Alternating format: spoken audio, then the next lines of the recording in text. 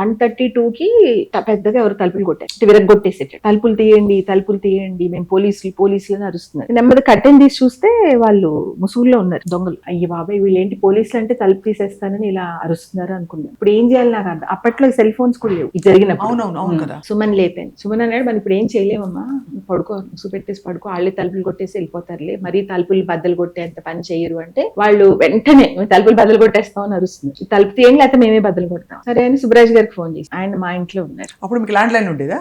Land line phone చేస్తే ఆయన కూడా అర్థం కాలేదు. సరే ఎవరో ఒకరు తీసుకుని వస్తారులే అన్నారు. కానీ అది టైం పడుతుంది. ఇంకా నాకు భయం వేసేసి వెళ్ళి రాముని